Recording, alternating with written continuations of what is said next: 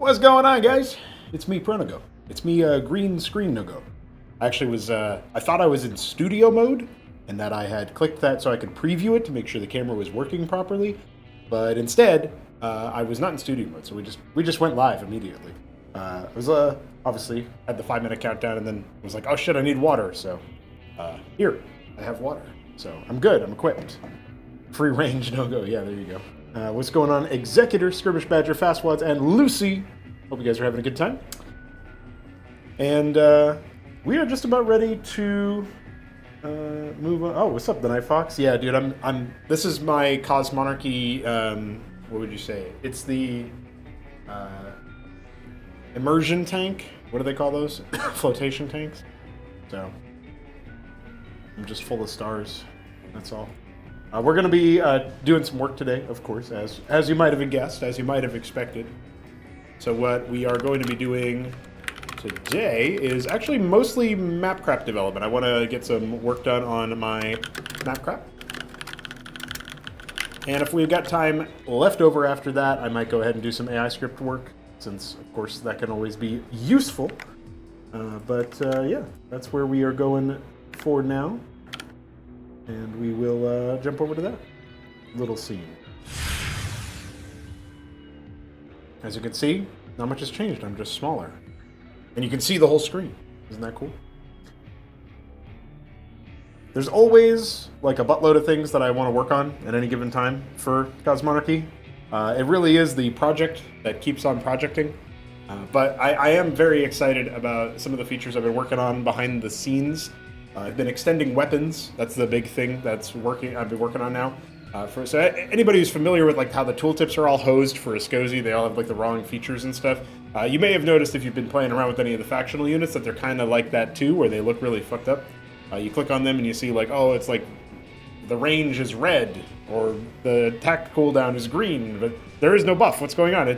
So that's because we've been faking the weapon by like taking the closest like corollary to it and then faking the name. We can't fake the icon, so we're only faking the name, and then we're faking the statistics, like it's whatever the damage or cooldown or range is, but it's plus minus the difference, armor pen as well. So that's all going to go by the wayside pretty soon, because we'll finally have more than 255 weapon entries, which sounds like a lot until you remember we've got like 50 units for each race, all these factional units, and we're using like 630 something weapon ID or unit IDs.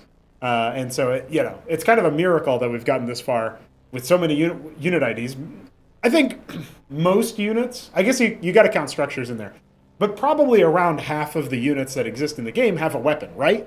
At least one weapon. Sometimes they use multiple weapons for ability casts or for anti-air weapon and anti-ground weapon or whatever. So it's really a miracle that we've gotten this far without having more than 255 weapon entries to our name. But soon we will have no limit to it, basically. The limit is 65K, so 65,000. So you're really not working with a limit that you're going to hit at all. So there you go. Protogo retreats into the Cosmonic sensory deprivation room where he floats in real-time in space. That's how I continue to develop the best real-time content out there, real-time strategy content out there. We got 3Co in the chat as well. Welcome. Yeah, deprivation tank was definitely what I was thinking of there. Of course, it's not moving all the time on this screen. That would be, I feel like, a little bit distracting when you're just trying to... If you're paying attention to the visuals of the screen at all, you're paying... you're focusing on other shit. I also spent some time working on Sovereign Saga TO3 before going live on the stream. My schedule was basically like, I woke up, I saw that a bunch of code review had been done, so I processed all that code review and got everything merged in and, everything looking good in that respect. And then after that, I saw that we were, I still had weapon extension work to do. Like, I've had weapon extension work to do for a little bit of time. And I was like, I really want to work on that. Can I do that? Is that a thing I can do? And then I managed to get to a point where I feel like it's actually ready to go, basically. It's just a question of, I want to basically resolve a bug that's been happening with replay Kraken for some time, but Veek has to do the resolution for that. We have the debug information as far as I know, so we can probably essentially disable the replay Kraken logging before we sync to release.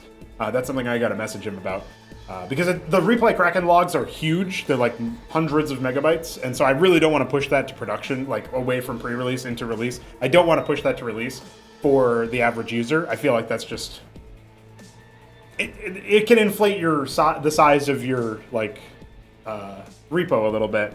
Even if it's only 100 megabytes or 200 megabytes or whatever it ends up being, it's still a lot. You know, that's like a non-trivial significant size increase. So trying to make sure that that doesn't happen on release, basically. So like we resolve the bug now, then we move away from it. You instruct users of pre-release to delete their replay Kraken logs to free up some more drive space. And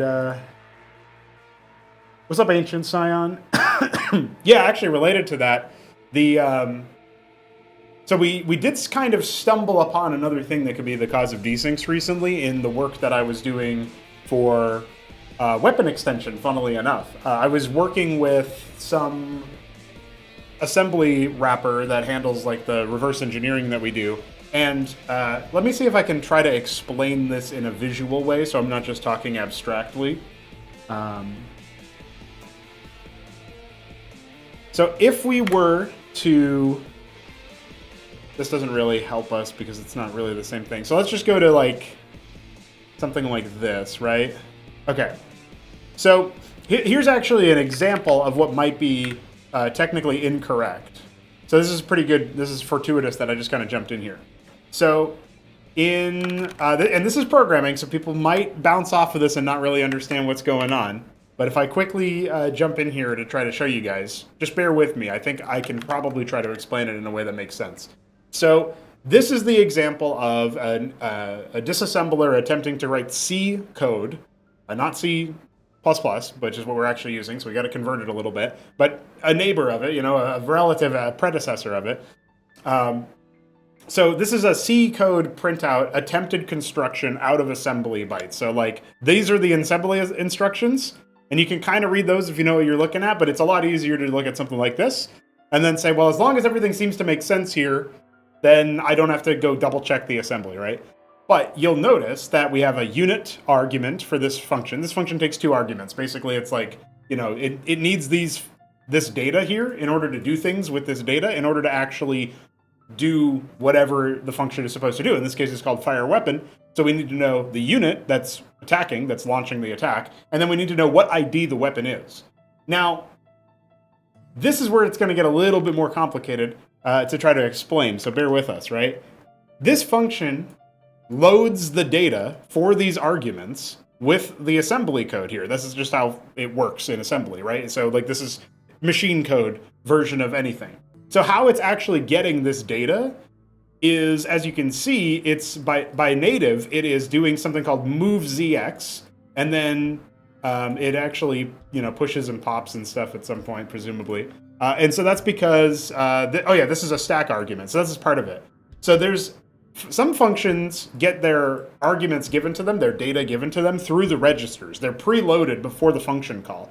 And then other times you have to get it from the stack, which is a different part of memory. It's not in the registers themselves. And so for all you need to know really for that is that sometimes you have register arguments, which are really easy to grab, and then you have stack arguments, which require a little bit more complicated of a procedure to grab. And that's it. It's really, that's all the difference that you need to know for this example to make sense. So the trick is stack arguments are always supposed to be the maximum size of a 32-bit application variable that you can get, which is a 4-byte variable. And yet, weapon ID in this function is defined as a 1-byte variable. And so what we have here, when we go back into our actual code, which is C++, is the helper function here, which is sort of like, let's just call the default game code for it, basically, is defining it as indeed U8. U8, in this case, is a 1-byte size. And as you can see, we have, instead of just pushing the weapon ID, we push dword pointer weapon ID. That is actually, according to Veek, and I think also according to DF, but I forget what he said about it. According to Veek, this is the cause of what we call undefined behavior, because it's pushing the valid part of the 1-byte argument of weapon ID, and then 3 bytes of whatever the fuck. We don't know. and it might be used, and it might not be. And so it might cause a problem, or it might not. And it's really, I mean, that could be the cause of desyncs. And this is all over the code base. So the reason why we are doing this is because if you try to push 1 byte, something that's the size of 1 byte, you will get also a different kind of UB that's usually going to cause a crash. This, what we've changed it to, causes more silent issues that could cause desyncs or other crashes later, but won't explode on contact. So we've actually introduced, unwittingly, a sort of like sinister, lurking monstrosity waiting to strike us from the shadows. But enough about the tabletop session I'm running later today. So what we actually want to do here, which is what we were sort of doing before, but not always, is what we actually want to do here is say, we need to define a U32, which is 4 byte instead of the 1 byte U8. And we need to say, let's call it weapon ID full or something like that, right? And then we need to assign the value of weapon ID full. We need to assign it the value of weapon ID. And then we need to push weapon ID full. And if we do that for every function that handles this, we'll be good. But, you know, that's a lot of work for one, and I don't mind doing it because apparently it'll resolve some issues. But this is like, if you got lost a little bit in my technical explanation, I apologize. My technical explanation may have needed a little bit more analogy or something. But I hope that helps you understand why it's so fucking difficult to track down things like desyncs. Because, like, we thought we were doing the right thing with this assembly instruction that was simplifying what we were already doing, which was something kind of akin to this weapon ID full stuff. We called it XD instead, because why the fuck do we have to do that? That's just XD. Anyway, this is apparently a little bit less silly. So I'm told. And so whatever we end up calling it and however we end up doing it writ large is purported to improve the stability of the code. And so that is my explanation. XD indeed. Hey, it was lowercase XD. We don't do uppercase here. It was weapon ID XD, like that. So at some point we'll do that across the whole code base, and presumably that will resolve many of our issues. As far as the next new model, according to Fastwad, since that's his top priority right now, I can confirm we did get a Droleth from Balethal, but we're going to be ironing out some shader stuff with it, and then maybe see it in action later on. So we won't be looking at that in this stream, but that is coming.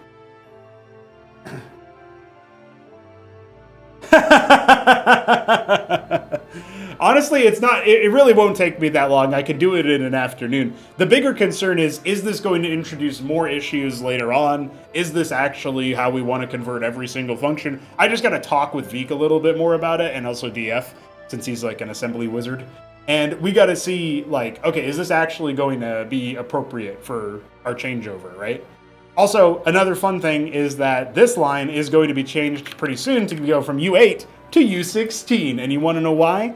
It's because we're extending weapons. It'll be a 2-byte value. We'll still have to do that weapon ID full thing, but that's because you can't push a 2-byte value either. You have to make sure it's a 4-byte value. It's really weird. Like, we were getting issues from doing the push, 1 or 2-byte value. That would cause crashes. And be like, fuck, now we have crashes. And then, DF said, well, here's a solution. And I guess somewhere along the line, it was crossed in my brain that you were supposed to do that push D-word pointer assembly instruction for every function. That's what I interpreted it as, is just do that when you have a 1 or 2-byte register. But that only works if it's actually a pointer. If it's not a pointer, then you're actually introducing more UB. So, could be a plausible explanation for a lot of things. Oh shit. Technical explanation unclear. Credit card stuck in Co-Fi. Hell yeah, brother. $3 closer to our Acropolis 5 prize pool. Thank you, 3Crow. I appreciate that. You also made a Droleth model. Fuck yeah. Time to have a factional Droleth variant.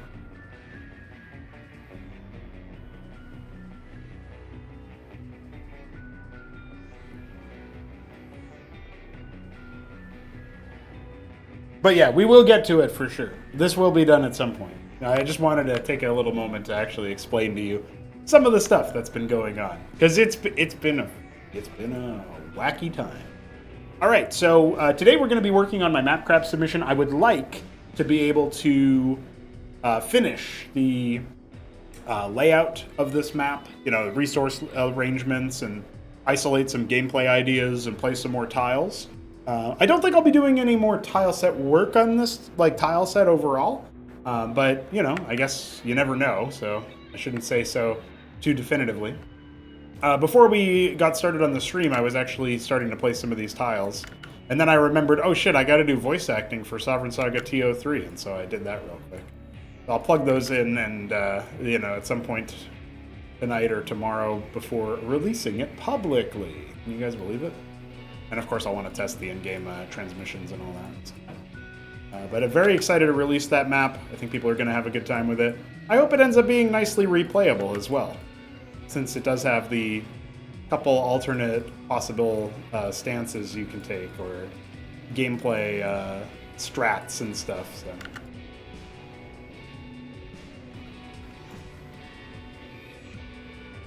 But looks like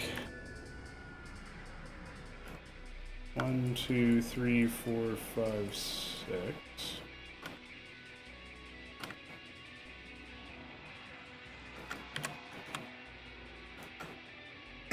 Yeah, I was just doing that.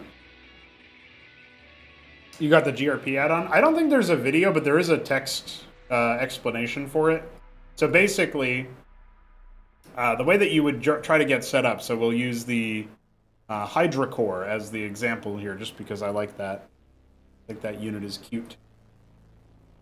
Probably needs some adjustments, but that's okay. So we got our unit, right? So first of all, whenever you're rendering with the GRP tool thing, you're always going to be doing it through the output tab here. And you don't need to worry about BMP convert. You only really need to worry about this PyGRP output section. You're going to want to create entries here that correspond to what is actually going on with your model. So if you look into...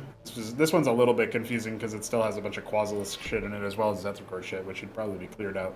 But pretend only the Hydralisk category, I believe this is technically called. A collection, that's what it is. The Hydralisk collection is all that's in here, right? Plus the scene camera rotator, scene light, and the shadow thing down there. So we can ignore basically everything else and just make sure that everything that we see here, our armature is parented to an empty that's at 0, 0 in the world, and that empty is doesn't have to be labeled root, but that's helpful just for us to know what's going on. And then the blood and blood holdout stuff is like related hyper specifically to the Zerg scene, so we don't really need to worry about that. That's not super generalizable.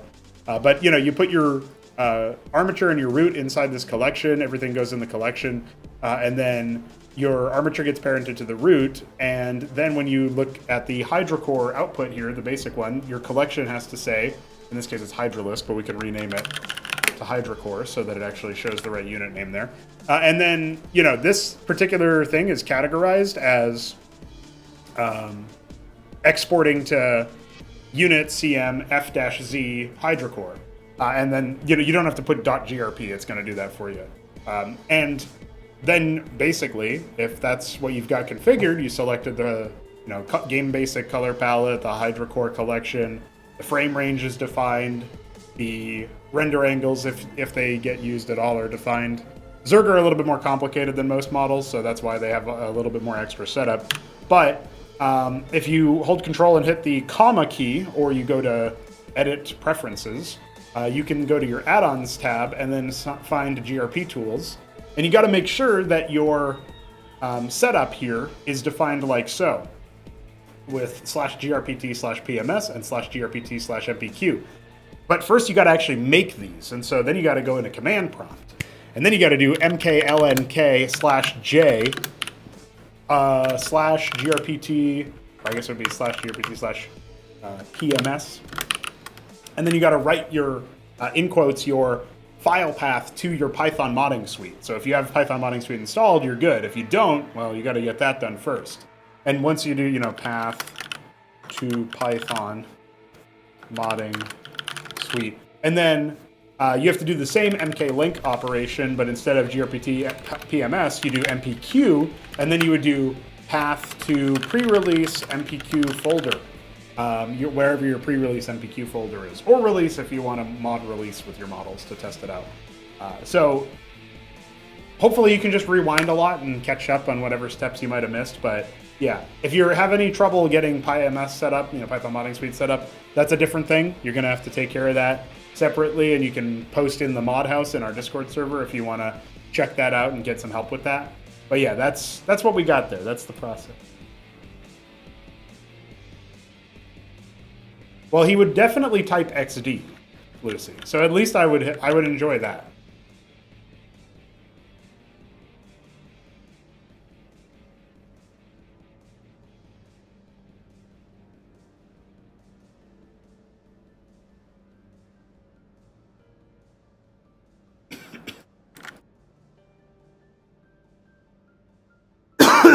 Excuse me. I have apparently been having quite the cough lately, huh, guys? I will say I think I'm over the worst of it. I've been feeling progressively better as each day passes. Let's fucking go, you know?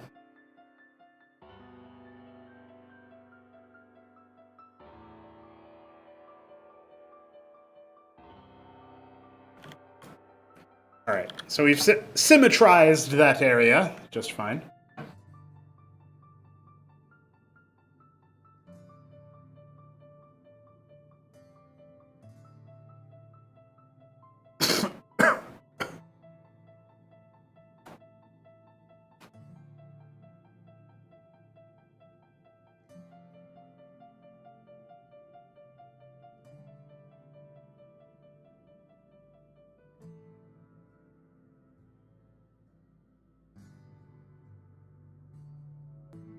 How do you guys feel with me being on green screen? Does it make it a significant difference to your viewing experience?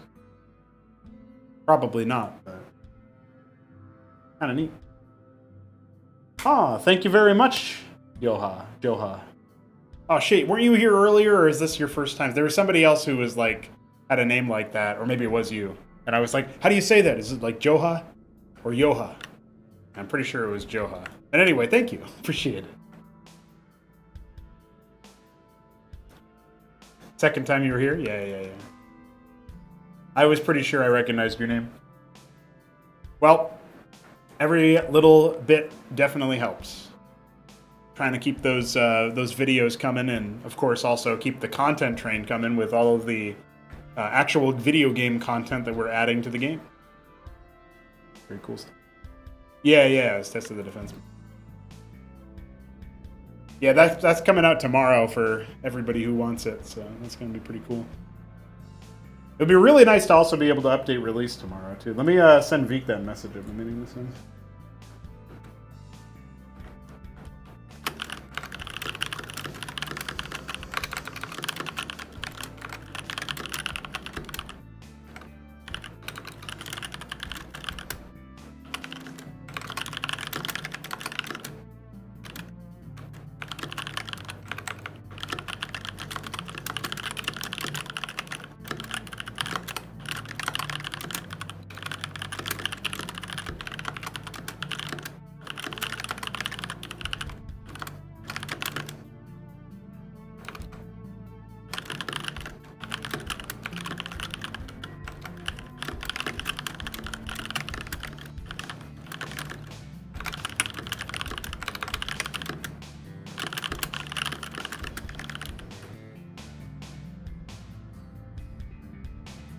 Well, Starcraft 1, modded campaigns and stuff, I feel like Remastered does have a few.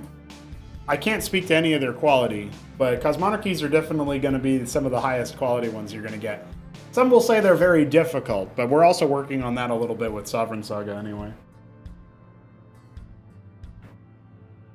Yeah. No, I think it's super cool when people are checking out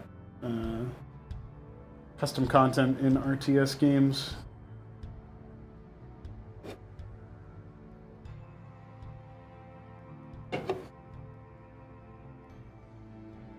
I also think it's really funny that, you know, I myself do not really feel like Cosmonarchy is very big in terms of its reach or scope or anything like that. But we have a much more active community than, like, really, I think any other StarCraft 1 or StarCraft 2 mod out there. A little weird to think about, because that's just going off of what other people are telling me, so I can't really empirically claim that or anything, but it's odd to think that, because I always felt like we must be not the biggest fish or whatever, but apparently we are. I don't know. We do have a lot of cool shit going on. Can't argue with that.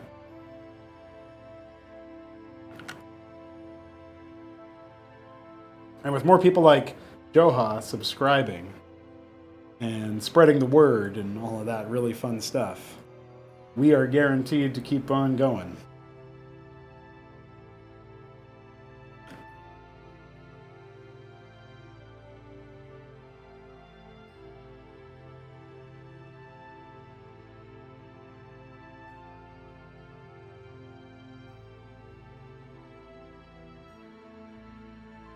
Yeah, campaign. Well, we have like hundreds of units too, so it's really hard to imagine it being competed with. What happened with?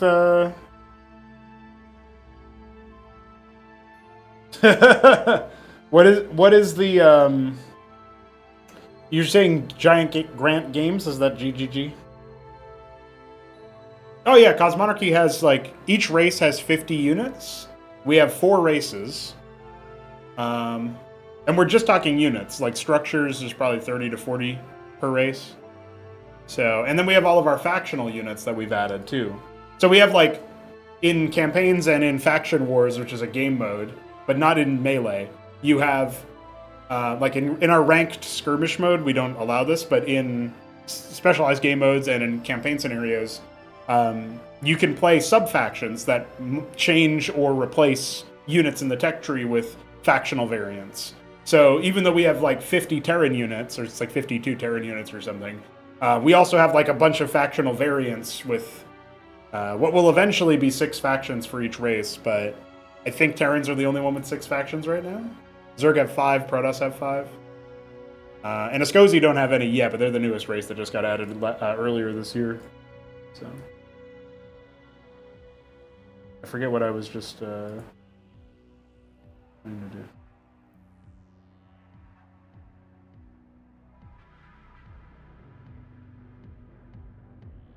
What happened that, Skirmish Badger, what happened that you would declare screwing up or something? Didn't you say something like that? Messed it up or something? Kind of messed that up? What was that? Yeah, Cyborg Lizardman. Beware.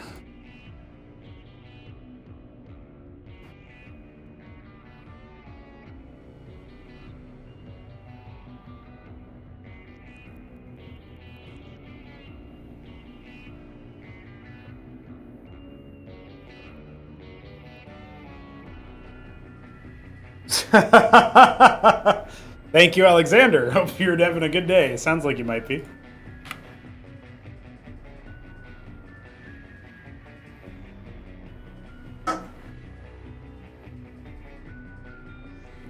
Oh, okay, I see. So it's not like he, because what I was mostly thinking about was like, what are the mods or custom content in general?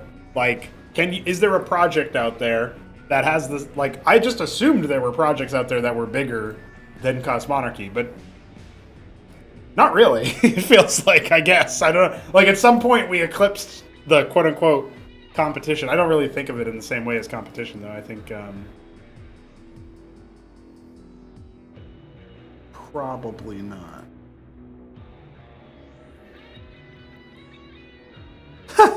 I need to pick me up. I watched the last 30 seconds. Well, I was laughing quite a bit, wasn't I?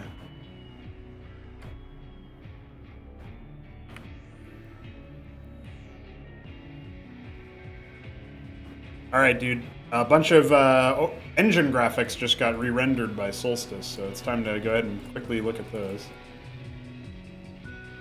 Looks like the Trojan was modified. Those guys in there. Wraith engine. Valkyrie engine. Assuming Mason engine is in here.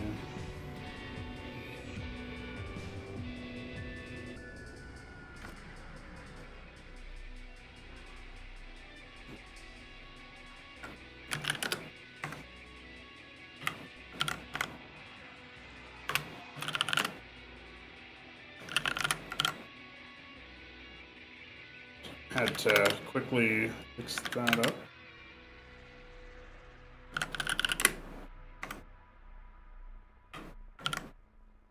Do we have any more engines, plural? Is that a thing I did a lot of, or looks like Wyvern.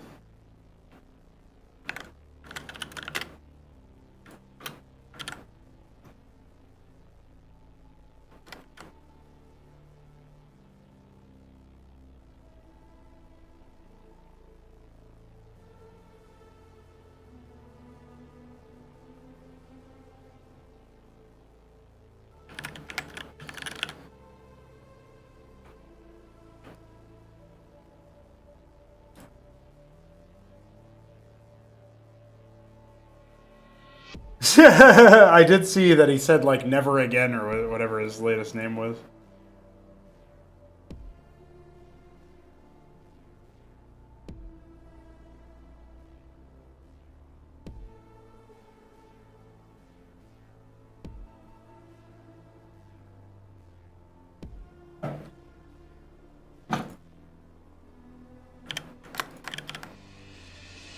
Yeah, I mean, there was definitely a period of time where some of the Terran models in particular were giving me a bit of an uncanny, like, that's probably not real feel. Which didn't always happen. It wasn't everything, right? Like the Madrigal, especially after Solstice's shading upgrade, I feel like looks pretty nice. DF's Phalanx always looked pretty nice. But anyway, yeah, seeing the shading improvements is definitely good. Though I don't know which one specifically your mind was saying that about Night Fox. You'd have to probably be more specific, but I can agree with the general sentiment. I'm conjuring up some of the, you know, Terran air units and stuff. Do you mean the Phobos when it was a Five Nations asset, or the Phobos that has the current, like, model, so to speak? Well, this one was all Solstice, these updates, but yeah. Let's go ahead and take a look. So... Rockets at the ready. How long oh, the Wyvern definitely looks different. I feel like the turret is maybe... it's definitely a little bright, huh? We shall. Thrusters engage. Yes, sir. I don't know how to feel about that Yes, one. Commander. Thrusters look good. Just a flash in the pan. Silently. You think they'll notice? How long will we have? Yeah, Sundog's looking pretty snazzy, I think.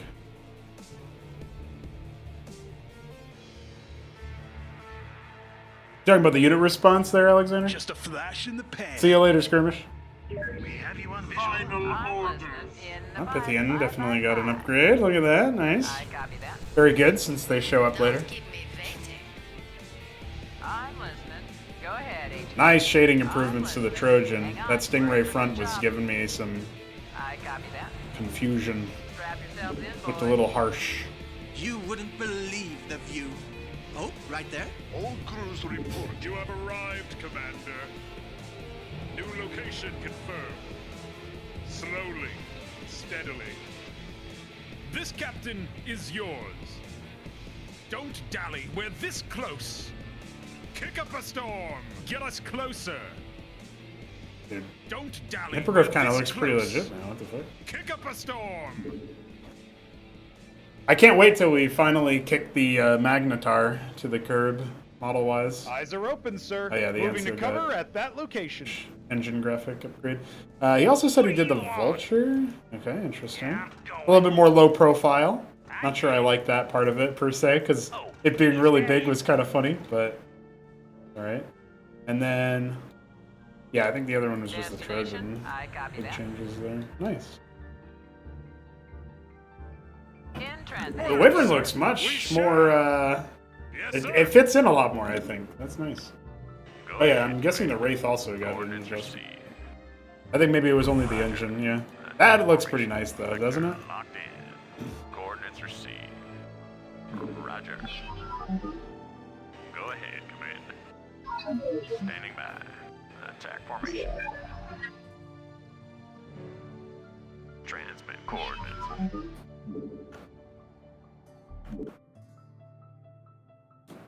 The Centaur changed a while ago.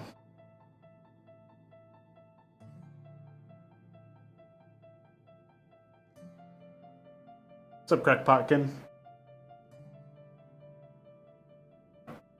Yeah, I think the Sundog looks really legit.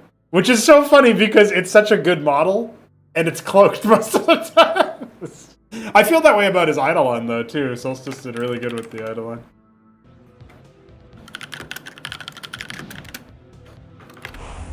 Call the shot. Oops. I'm gone. They get lost. Never know what hit 'em. I'm gone. I'm all over it. I hear that. I'm gone. Call the shot. It's very nice that he doesn't warp his gun to the other side when he's holding it.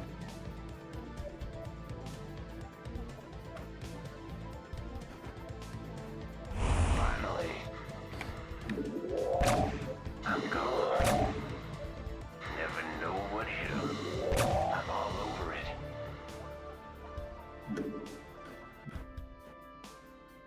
Yeah, you have to have the Acantor model be worm, caterpillar, whatever, crawler. Maybe we can do something to the sides of it or whatever, but I think you need to keep it as you need to keep the essence of it intact, I think. All right, so now we okay, hold on. Did I keep that? No, of course I didn't keep that fucking thing. So we modified models, updated models for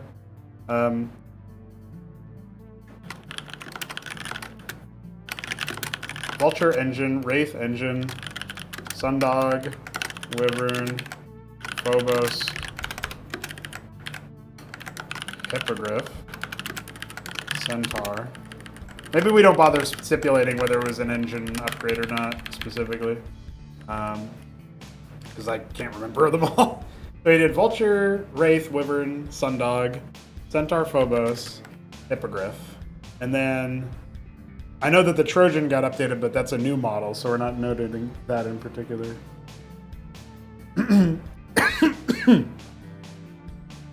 Zerg Uprising soon.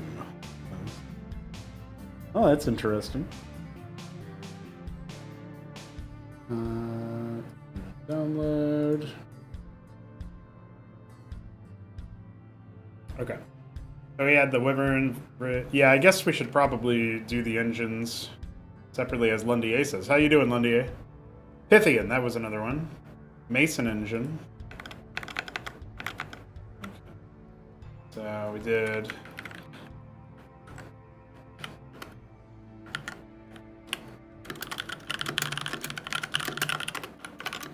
Mason, Vulture, Wraith, Valkyrie doesn't count because it's a new model.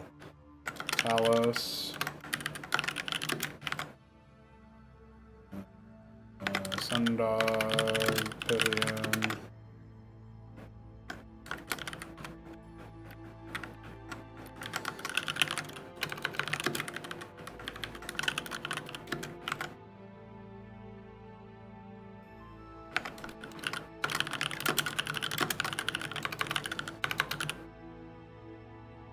And we had Anseal. Okay. Noted it all.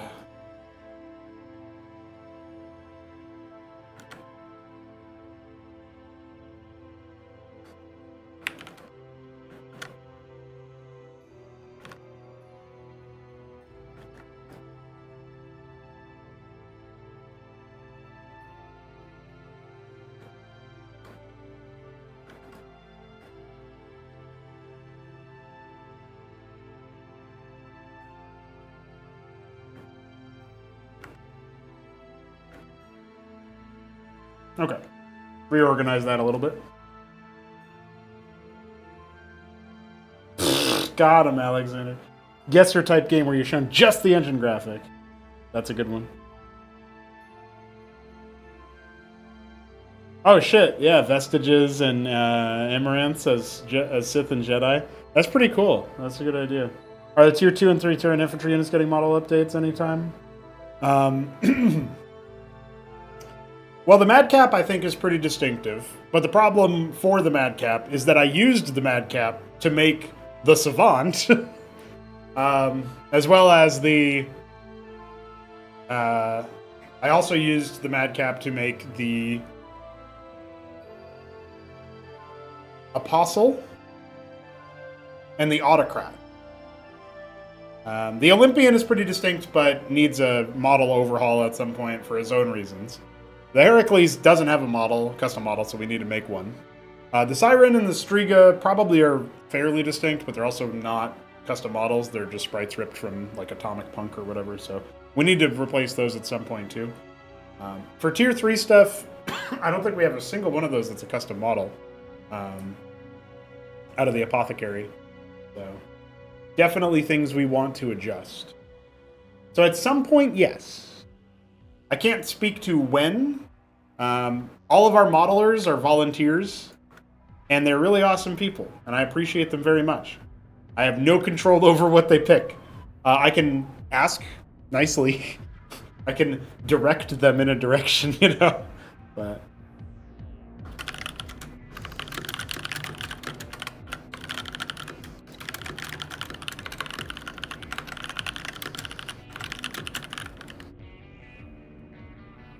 But I will agree that some of the ability to actually read the fights that involve those units can be somewhat challenging.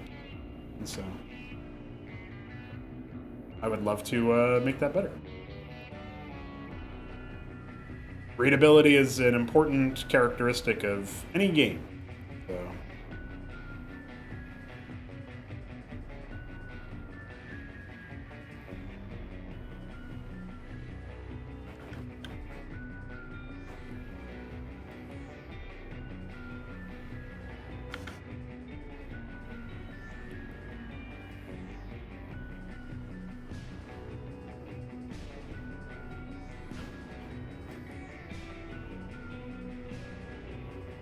Of course, they wouldn't tell you that.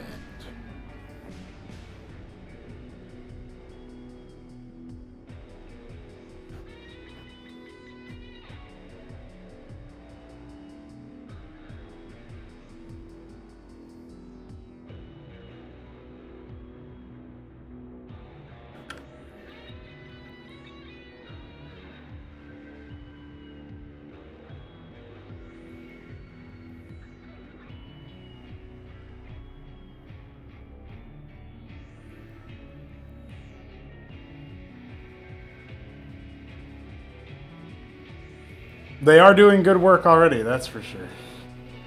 They are doing very good work, and I am very appreciative.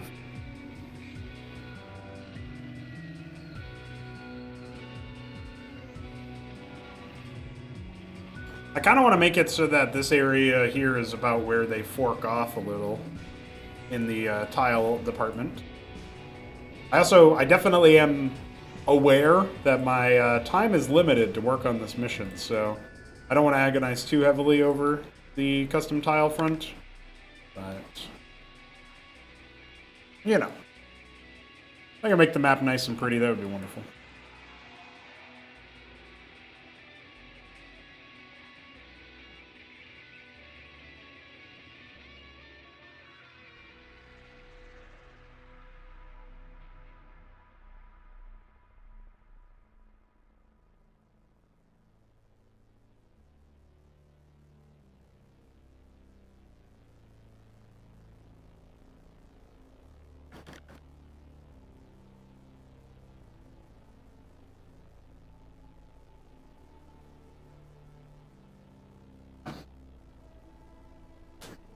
The Bactylisk is a disaster, dude.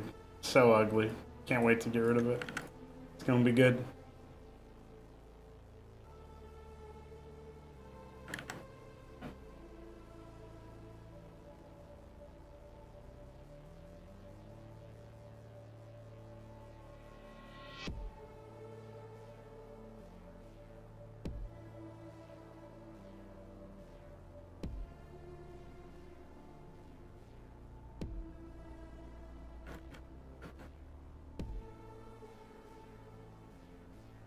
This is my map crap submission, Alexander.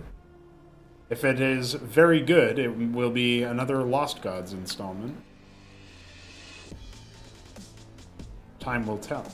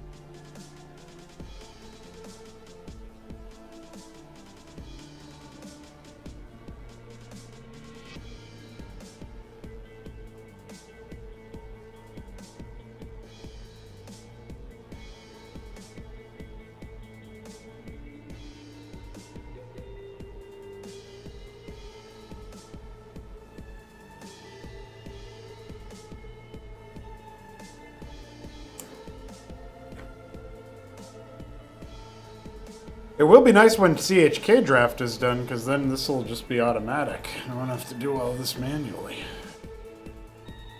Them'll be the days.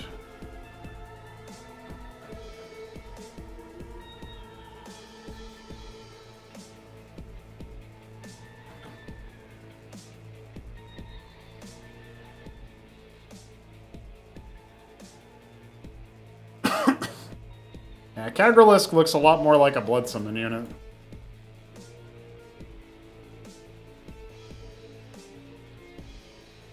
But even then, it shouldn't be used for that.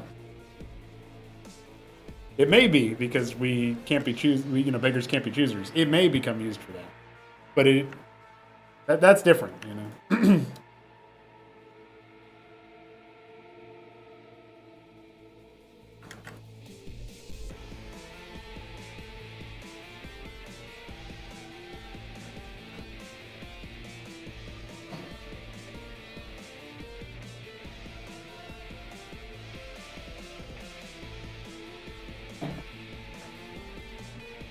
I mean, I guess I could jump into I'll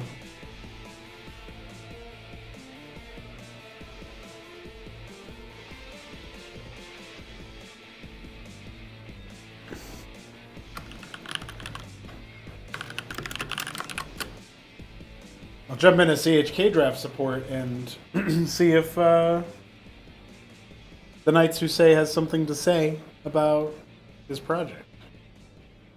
That would be pretty cool.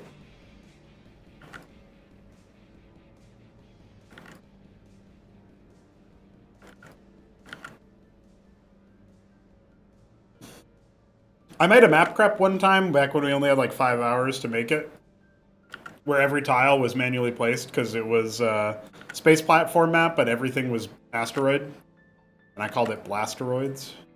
And I think it was like a free-for-all map or something.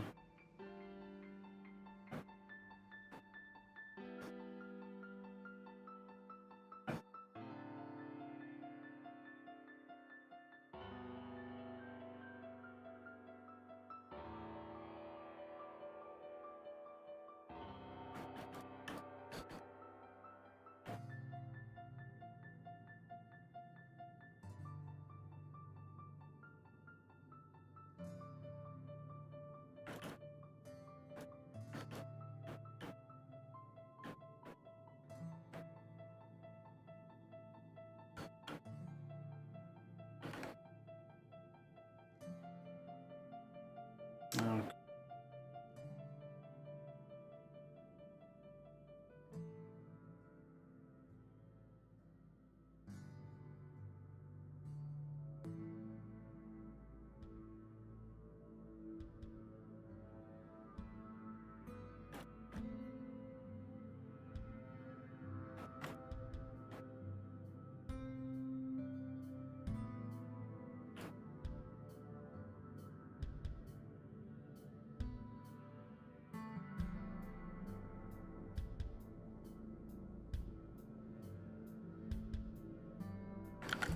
Apparently, when I initially placed those tiles, I did not finish the actual tile placement.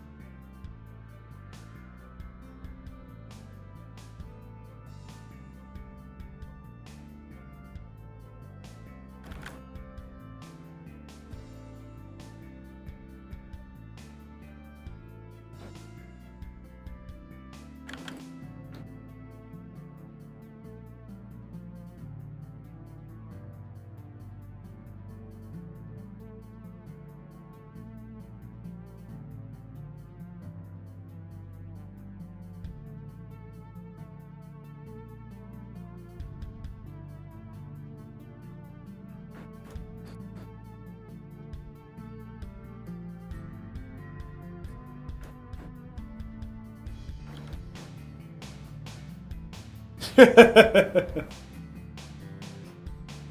square, you say?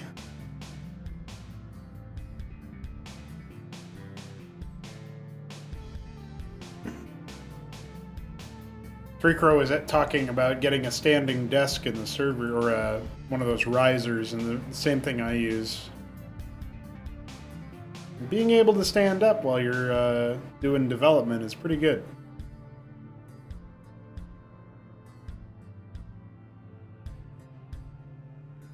I do recommend it.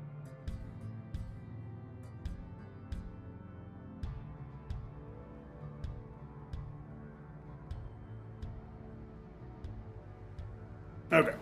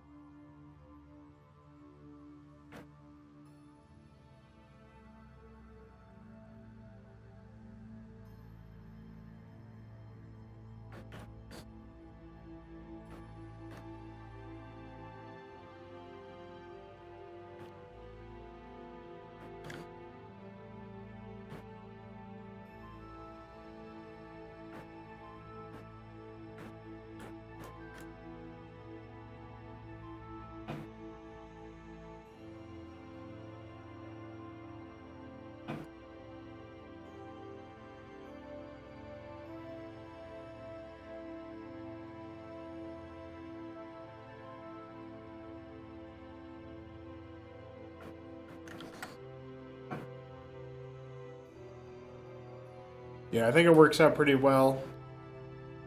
Lets you stretch out your legs and all that.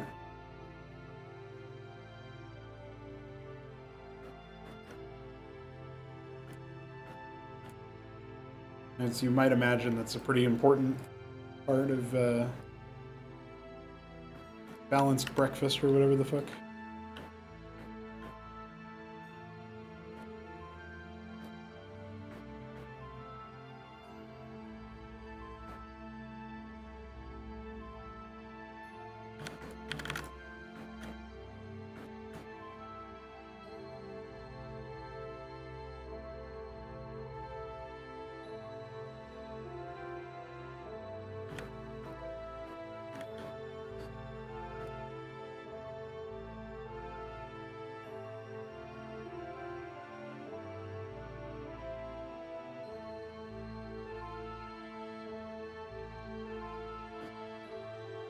I think after this I'm going to take a break from all the tiling. Sometimes I get into a nice zone about it, but not today. Not right now, anyway.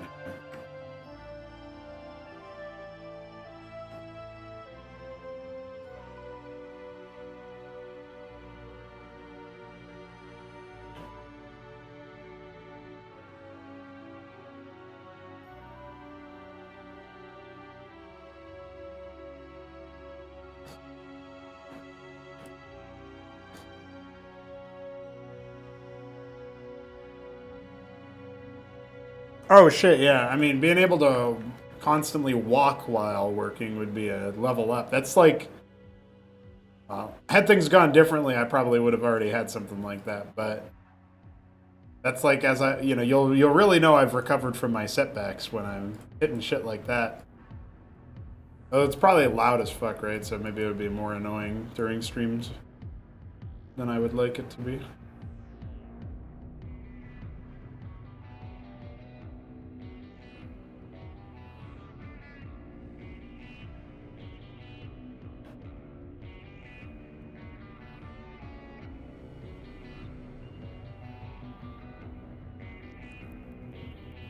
Oh yeah, I did put some more faction concepts up somewhat recently. I know Concealed Organic, aka Ryan, already saw them. I think he just like data mines the website. He just like sits there and spams refresh on it. But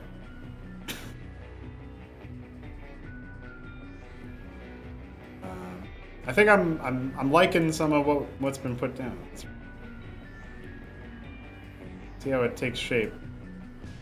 Factional units are really seeing quite a lot of development And I feel way more motivated to make more of them as well, given the fact that I will be much more free to do all kinds of things with them. As far as the like weapon extender stuff is concerned. That feels very exciting.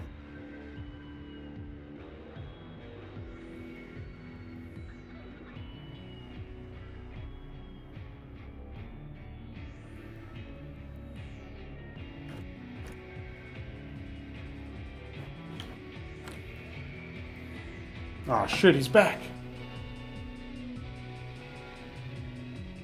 Oh, nice. I didn't know that. If it ain't loud, that's even easier to sign off on. Alright, let's retire the terrain and placement for a little bit. Think about exciting gameplay stuff instead.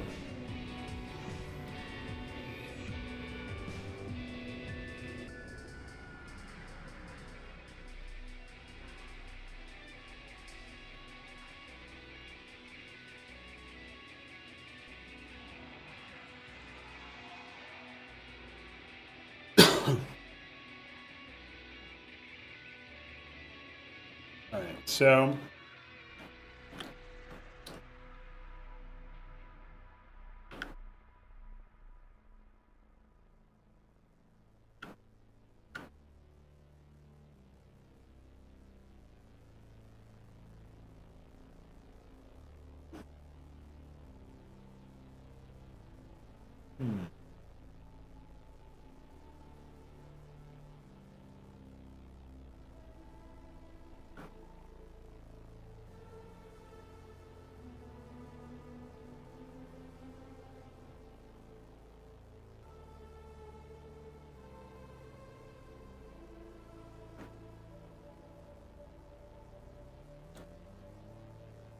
hello, George.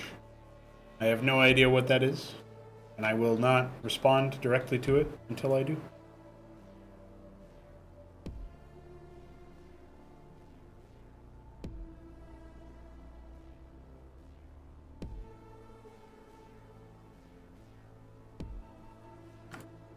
Solstice must be silently watching the stream because I didn't even mention the brightness of the Wyvern turret.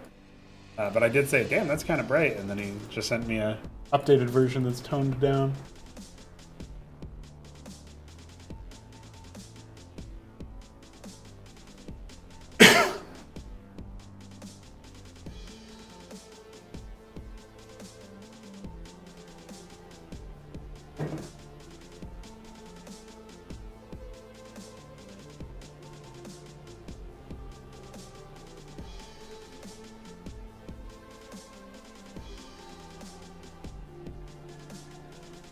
Ah, shit, been buffering.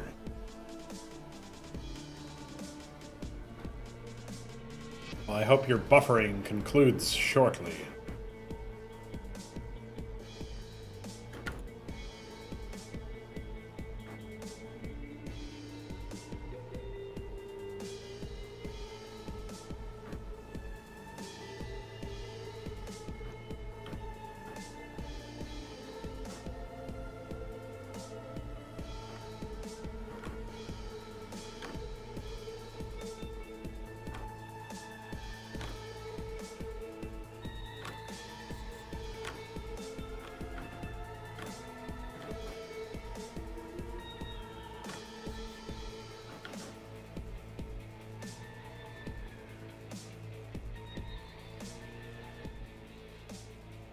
Oh, well, I hope your rest of your night is much easier and more peaceful.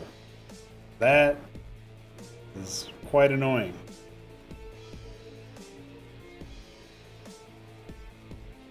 Oh, am I moving them without deleting and replacing them? I don't know what you mean. Just copying and pasting? Is that what you mean?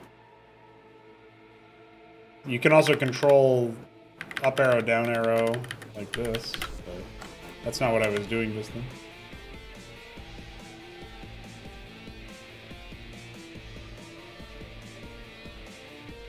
Yes, sir, TO3. I was just doing some more work on it earlier.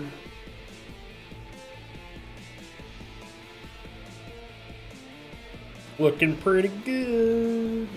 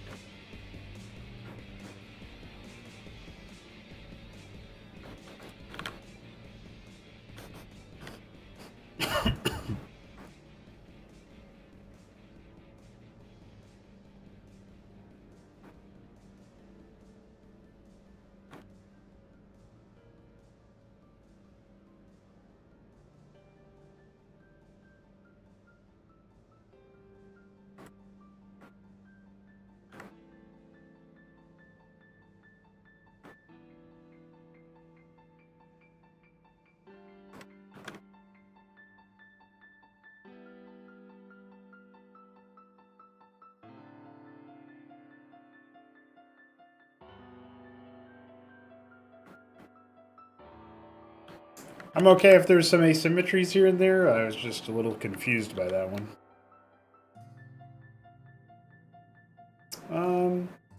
Yeah, I mean, I'm going to be to bed a bit late because of tabletop. But I will try to get everything ready by the end of the night after the session. My plan is that after the tabletop session, I'm going to record tomorrow's cast. And then after that, I'm going to finalize the triggers and stuff for it, Terrano 3, and then basically make it so that, you know, all I really need to do is add it to the map list and push the commit on Git or whatever. Unfortunately, I can't, like, schedule stuff like that, so it just comes out even if I'm asleep or whatever, the way I can do with my YouTube videos, but I could, like, schedule the drop of a Google Drive link, but I can't schedule a command in the same way. I could probably find some task scheduler thing that does command prompt commands or something. I'm not really familiar with that, but that's probably something that could exist. Or somewhere does. Probably mostly a fucking virus, though. Wait for 3 hours, then delete system 32.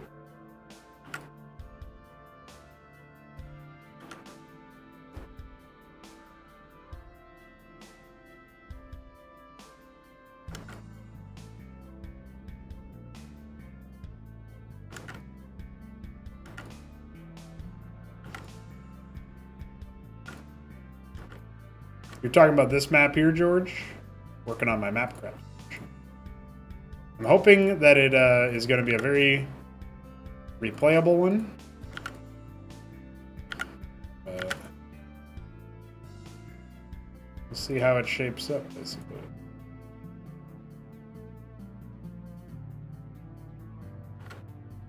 Every time I say I suppose, I invariably end up thinking about George, where he would be like, here's my replays from when I beat that guy in the gauntlet stage. Going next, I suppose. And then he even said that as he qualified. And I was like, no, the next one is... You're in, dude. You qualified. That was a best of 5. There's more of a tournament than this? Motherfucker didn't even know there was a battlement stage and a throne room stage. You thought this was the tournament. And, you know, I guess in a way he's not wrong, but it doesn't just keep going. That was a qualifier.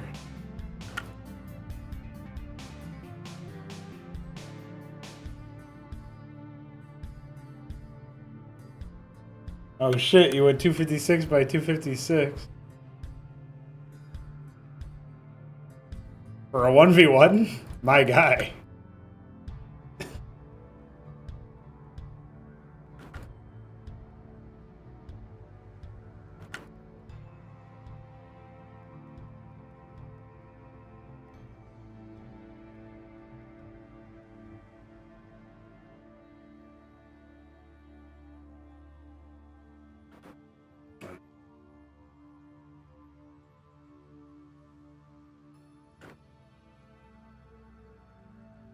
So this map is meant to be a shield world for the Adenon, which are a Order of the Sacred Saber Haven, and I am not entirely sure how I'm going to approach it just yet, but I have a couple of fun ideas. Effectively, there's going to be a bunch of neutral assets that come out for this sort of thing. And you being an Imicrenia Zerg are going to be capable of infesting those neutral assets.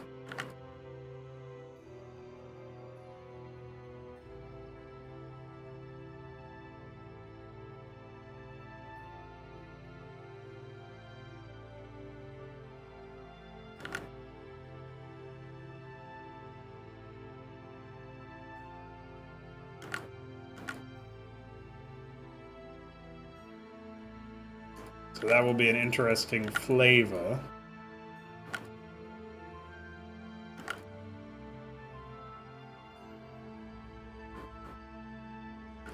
It's a very Imicrenia themed month if you think about it, because Terrado 3 is more Imicrenia, right? Because you're fighting that tendril factionally in Sovereign Saga. It's not a lore thing, because it's not related to Brazilian lore, but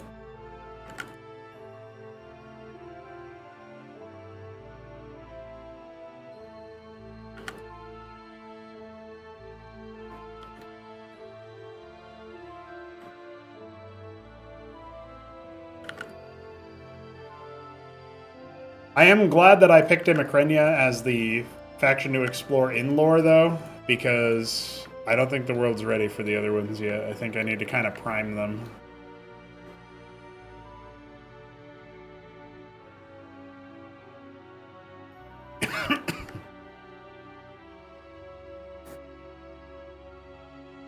Well, it depends on the map, right? So, like, sometimes you can paint tiles manually, or sometimes you have to, right?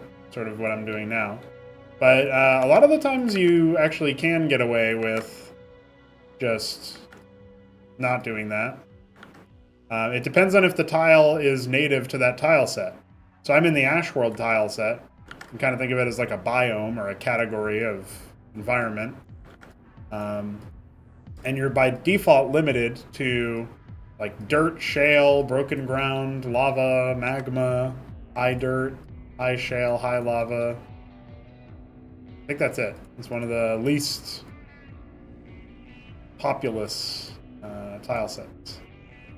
And so these tiles that I'm placing here are from the Twilight tile set, which is like where Shakuras was, if you know that map or that planet, that place in Starcraft lore. I'm going to say Cosmonarchy lore, but it's not in Cosmonarchy lore. So this is all stuff from a different tile set than what is actually natively available for this tile set. That's why I have to do it by hand, because it didn't exist here.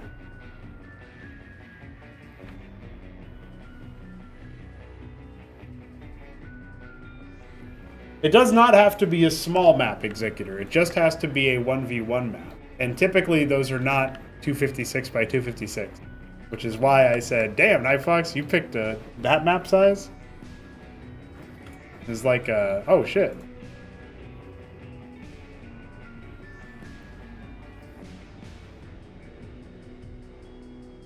And the pinned comment does say 1v1, by the way.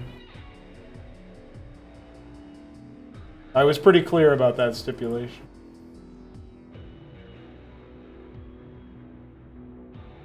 Oh, I guess the pinned comment is not the first post, so...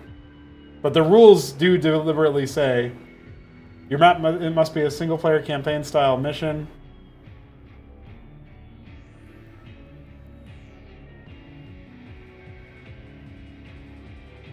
Must feature a sub-faction.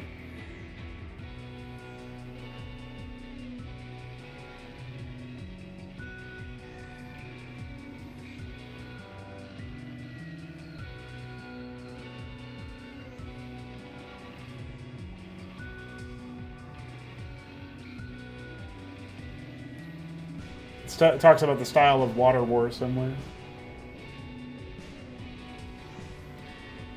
Yeah, small scale campaign style mission featuring factions. Oh, I guess the 1v1 tag actually isn't there. I think I explained it later, but...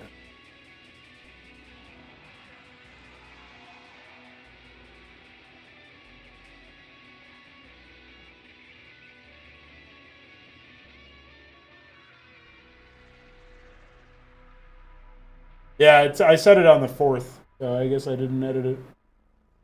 Oh well, that's my bad.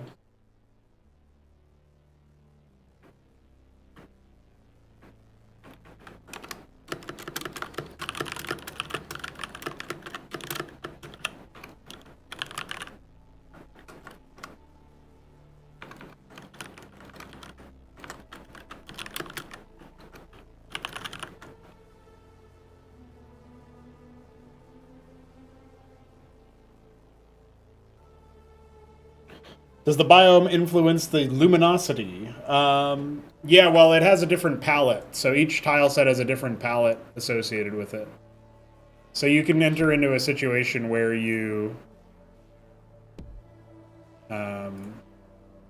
like... The Ashwell tile set is darker by default. Players have some control over that, though. So...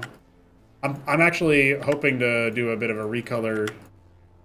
myself. I think if I go ahead and excuse me, if I do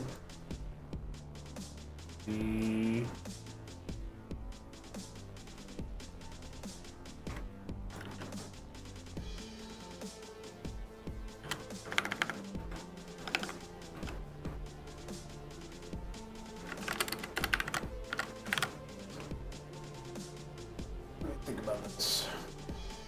So this is the default recolor for high noon, the warmer tones kicking in.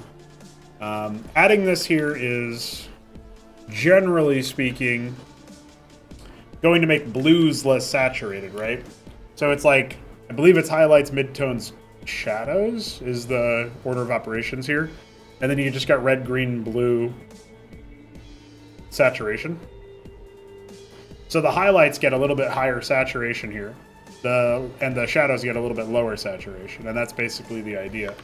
I'm going to try to make the highlights even more pronounced, and we're just going to see about that, but I did kind of want to experiment with making it a little bit more blue. I just don't know, you can't really do a warm blue, right? That's not really how it works. No.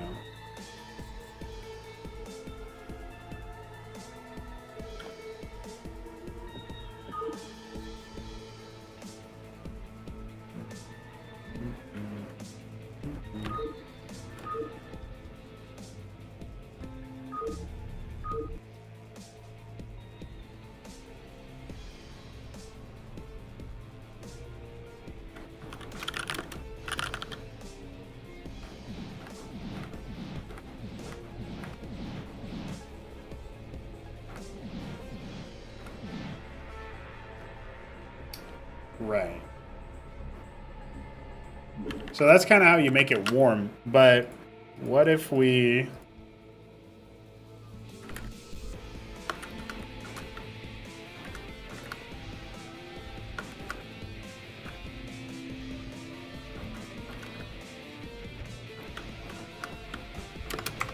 What if we ramped up the blues instead? Ooh.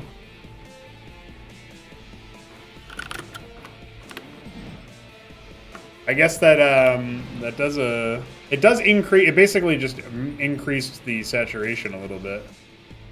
Yeah, it makes it look like more full bright, I guess, a little bit.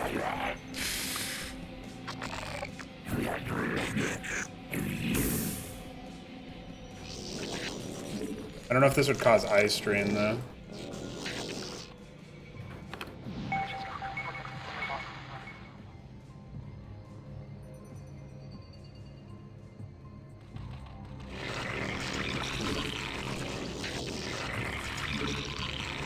I'm always inclined to be a little bit less,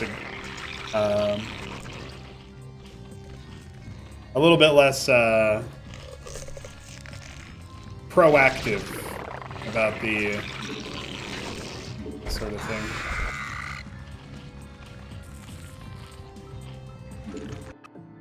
like have the recolors be less significant, basically.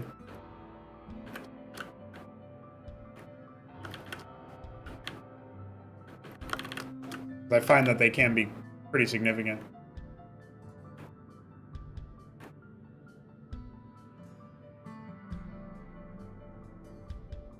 Yeah, that's basically where I'm at too.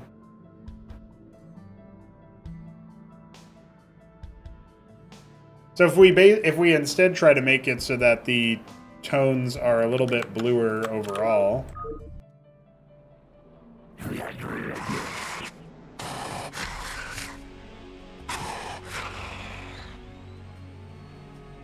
Yeah, it's actually, it feels like a very minor gamma correction for the tile set, to be honest.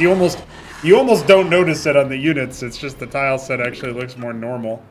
It's kind of funny.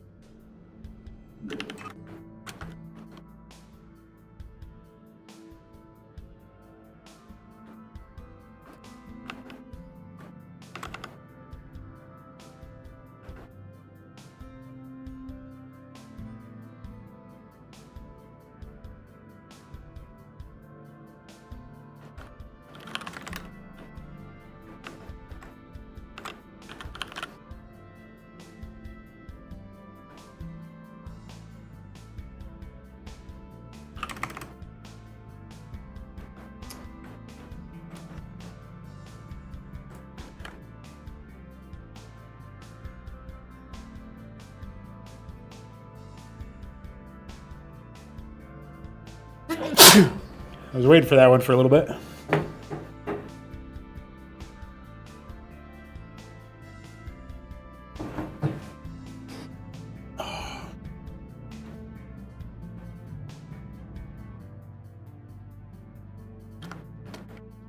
I got another one though. Come on, you animals. You want to sneeze forever?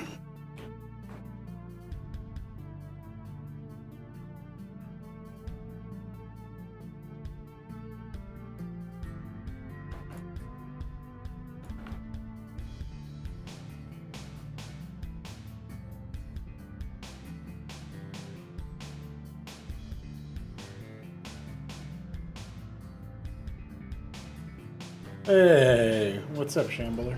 Hope you're doing well.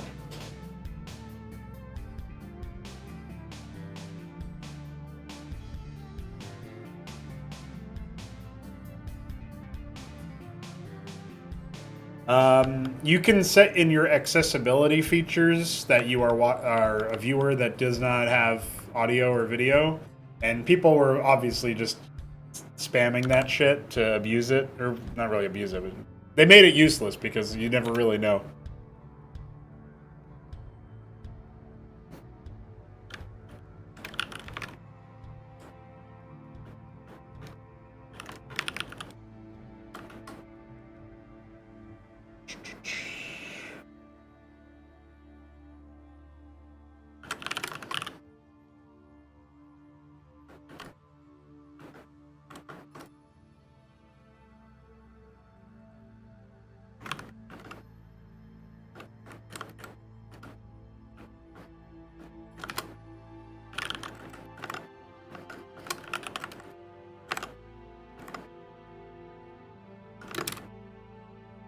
So that'll hide the resources for that guy.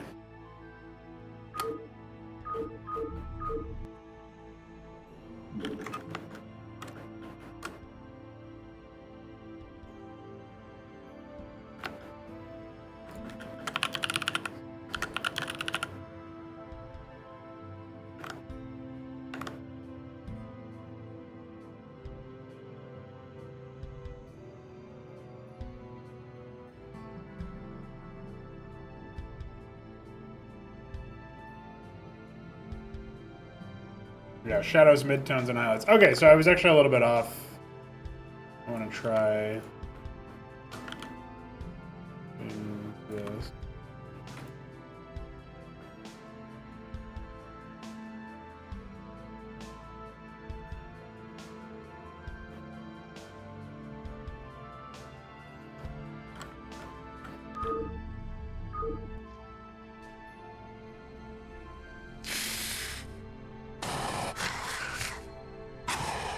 definitely less on the brightness side.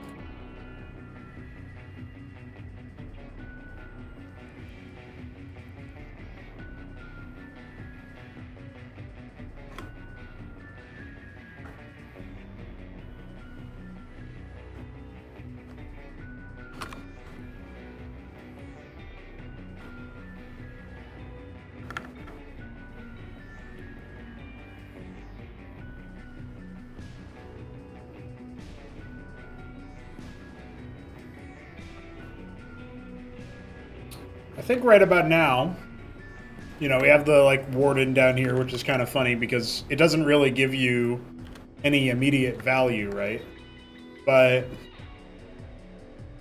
if you ever infest an autocourt or whatever, or you could infest a pylon and steal it with an oboleth, which would be pretty interesting gameplay-wise. You can scoop those up with oboleths, they'll fit. The tendril that can talk to mortals. You'll have to be more specific.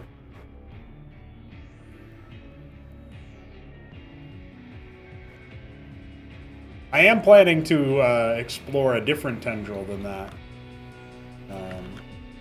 From a speaking role.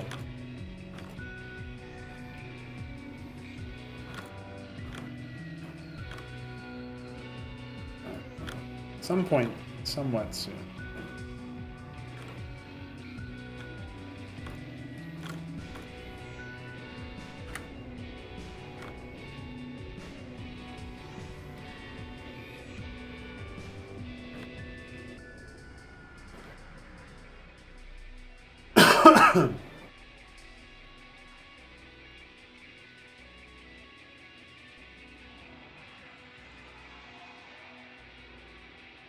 It's going to depend on the organs, but yeah, the capacity is there for,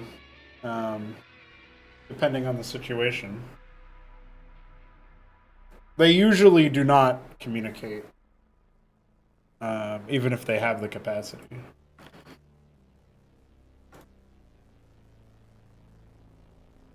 But yeah, Imicrenia is an exciting enemy for a Protoss to face, that's for sure.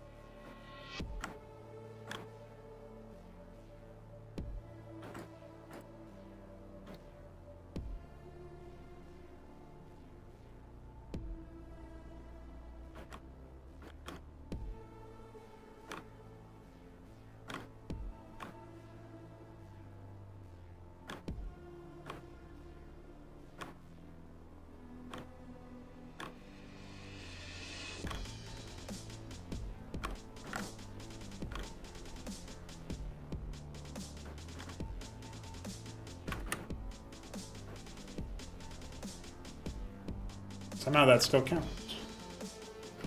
I didn't think it would, but sometimes it's nice to give it a check.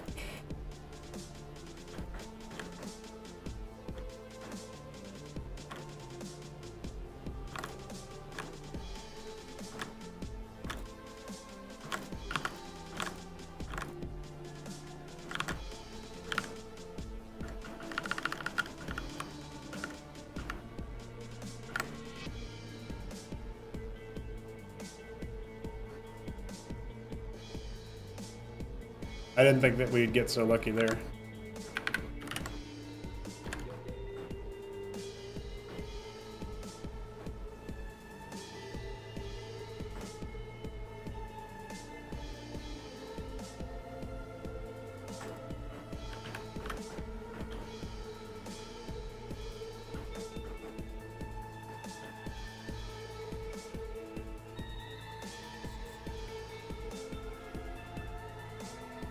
These bases are pretty out of the way.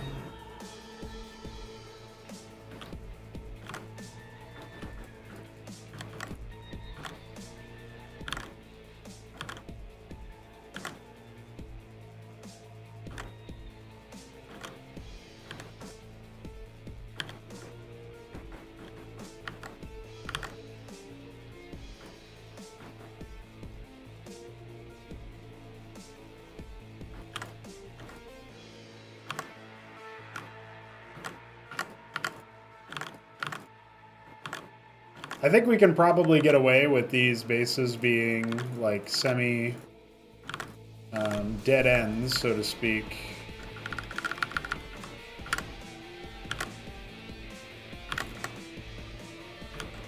Yeah.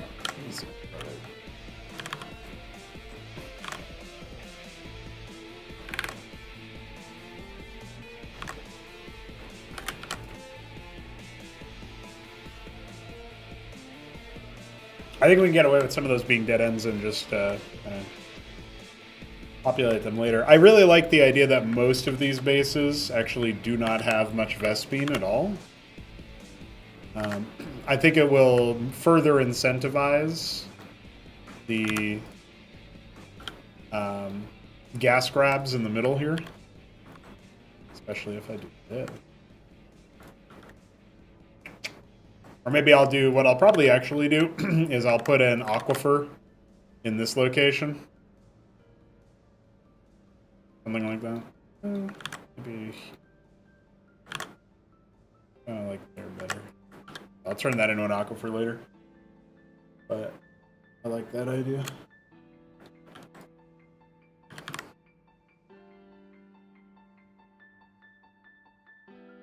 I would also like to make most of this area kind of unbuildable too, at least in some of those areas on the cliff. I think that could add a little something. Yeah, if you think about it, right, you got your main, which has normal gas, your little in base, which has half gas, your ridge. You got a base down here that's got normal mineral count, but half gas. So between the two, you get full gas, or you can cap them or whatever. But then down here you got double ridge, here you got gas ridge, here you got double ridge, here you got no gas, here you got gas.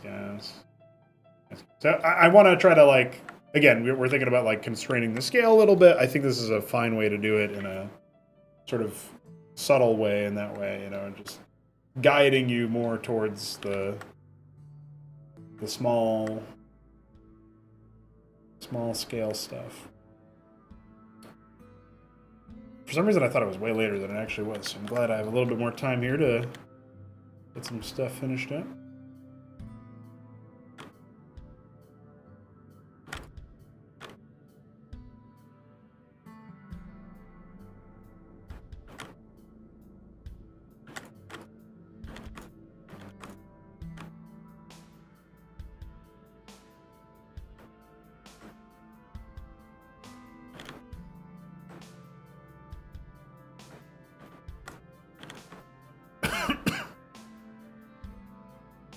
This will just be a mineral-only base for sure. I kind of like the idea of it being sort of stationed over here, though, a little bit. I just think that's a little bit nicer.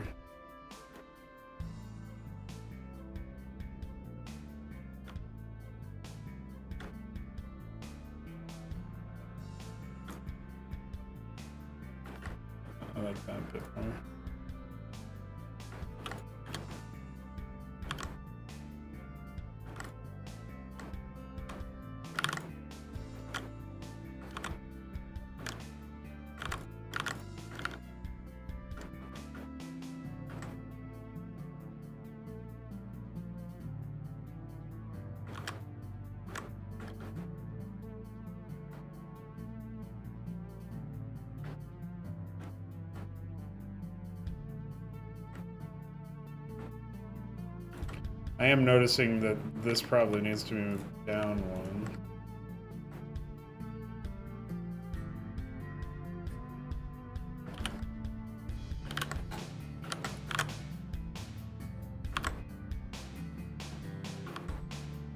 Yeah, it's a little awkward because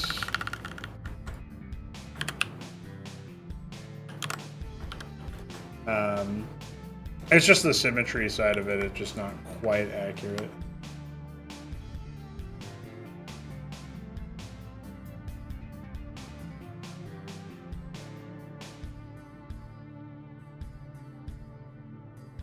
Huh. Annihilated, dude.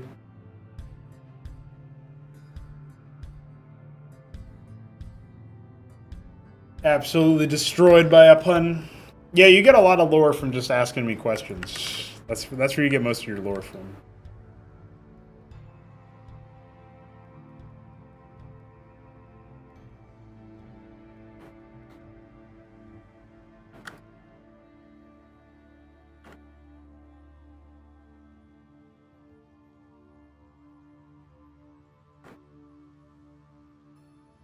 Do I want to add any other bases? This is a fairly sizable map. Not like what Night Fox is doing, but...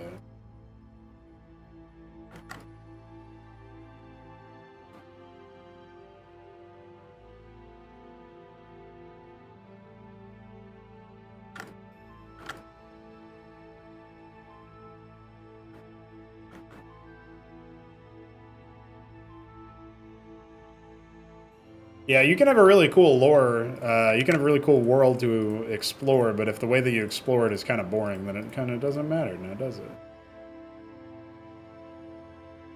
Sort of the same deal with the tabletop stuff I do. Try not to over-prioritize that too much.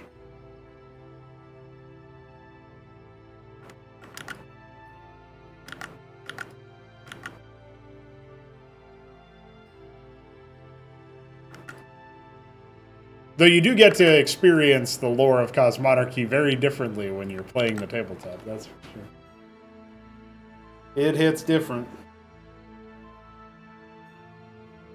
So I'm probably gonna break for dinner in 15 minutes, and I don't think I'll keep the stream running during that time, because I don't even know what I'm gonna eat yet. But, probably gonna fry up some chicken.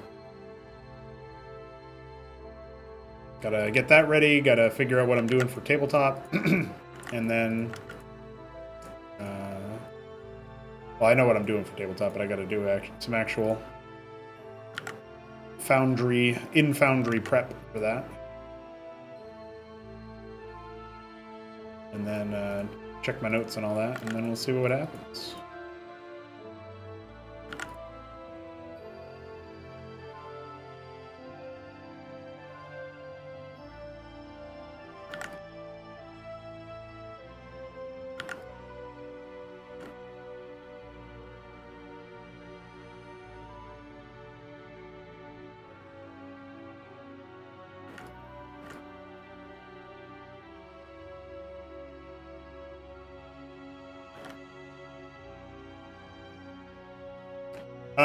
Blood Summon are trying to reset the balance of so many souls being bereft from where they ought to go, given that their form has passed on, and yet they continue to rot in this plane, so... That's how you get Blood Summon in the first place, is... It's not exactly known in the setting whether or not they are a primordial force or like what. Because you can think of the Zerg as a bit of a force of nature, but that's an allegory, right? That's not like a factual description of what they are. Whereas the Blood Summon may very well be a force of nature. They may very well be a natural law.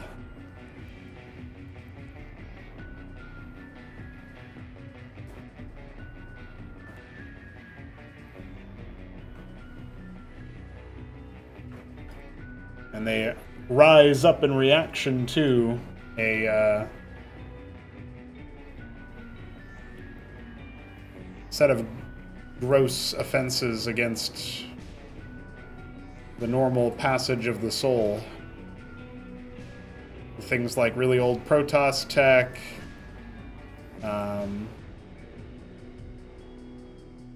some Ascosi stuff, but they're not really huge users of that kind of thing. Any of the Terran Reclamation stuff counts,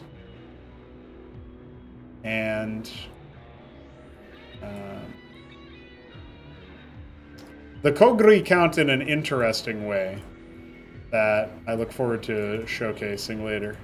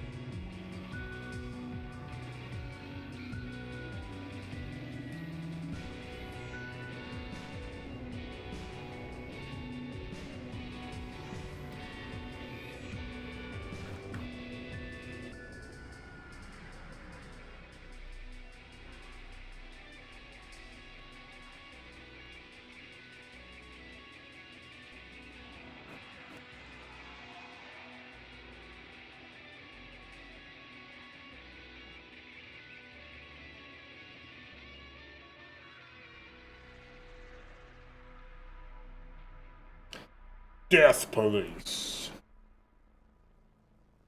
Death Police sounds like a... Sounds like that's a YouTube channel. Though I might be a little bit biased about that because I wanted to start a YouTube channel called Music Police a long time ago. Or I should say I've wanted to do that for a long time. And it's not... Like, that sounds almost like the pitch for an elitist channel of like, that's not real music. It's more so, I think the gimmick was I was just going to dress up like a cop. Be like, yeah, it's the Music Police here. We're here to arrest this album. Whatever.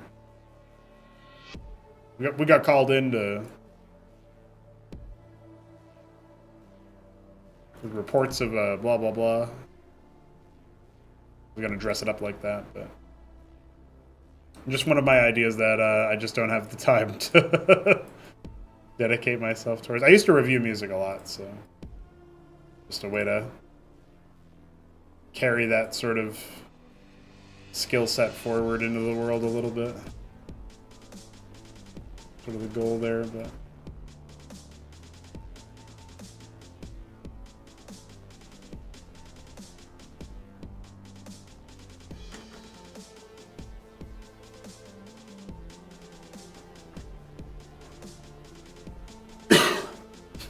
Wouldn't Protoss be a prime target for them since they have advanced technology so much that death isn't an old age thing?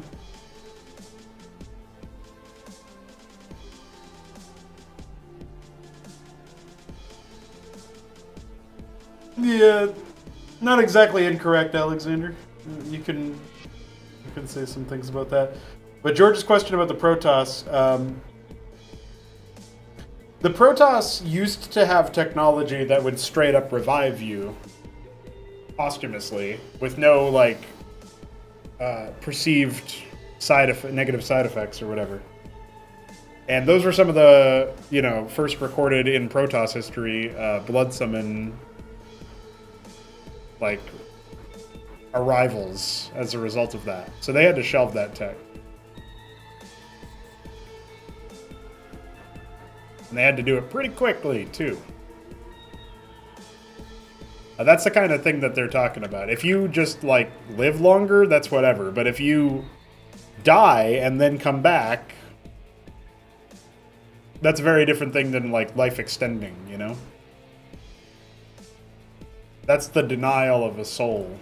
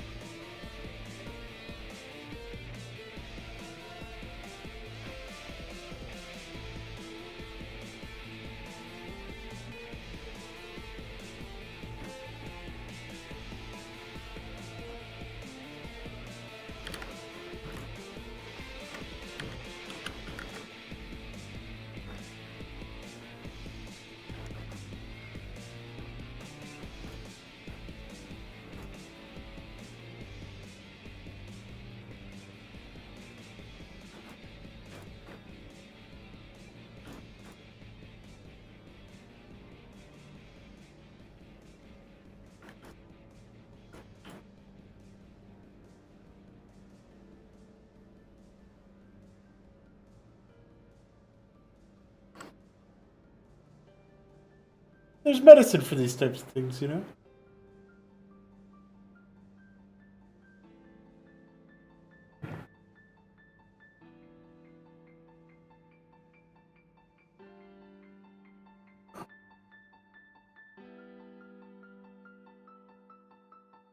The grimoire also isn't like cheating death.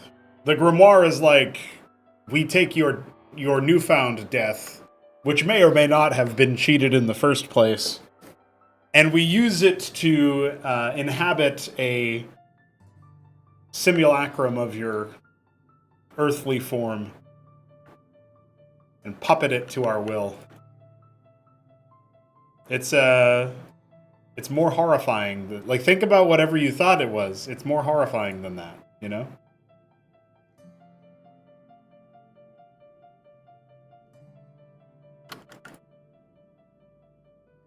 I mean, like, you probably wouldn't even know that you were in a state of being, shall we say, grimoired. You have no knowledge of it. But if anybody ever explained to you, hey, this is what can happen when the Blood Summoner are on board, they can activate technology or whatever that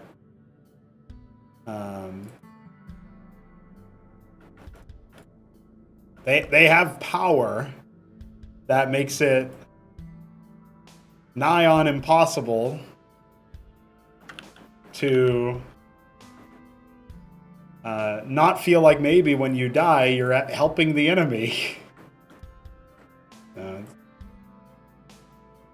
Good luck.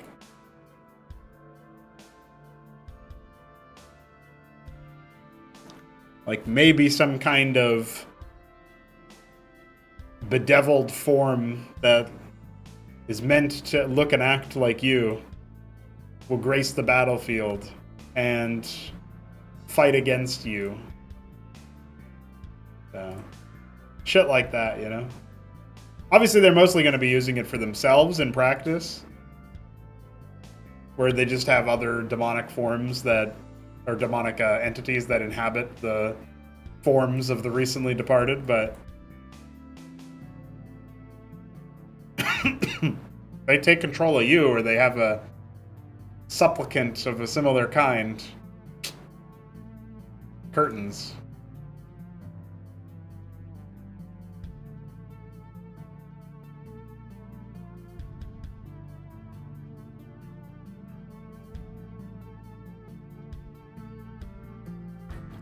All in a wrap.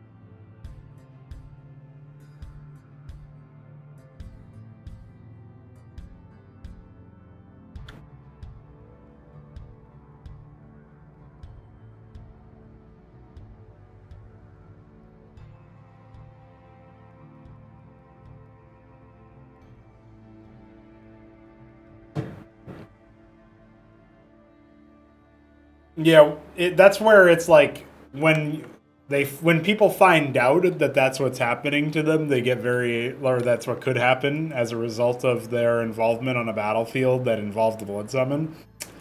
You know, that's like horrifying knowledge. I wish I didn't know, you know? That makes it harder for me to do my fucking job here. Because I'm scared of what might be happening. But for the... like, reclamation is straight up, you know... Nah, get your soul back here.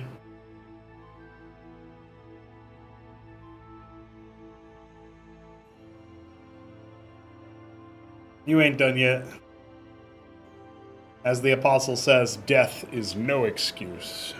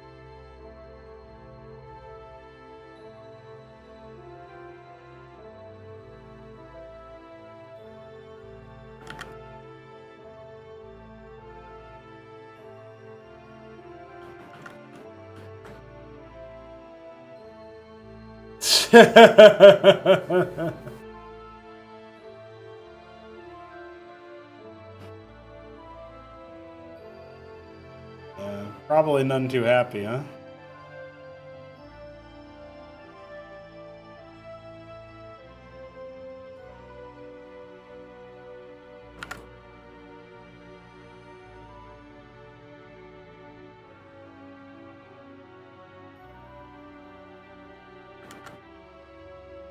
I'm sure he's got a plan. You know what I'm saying?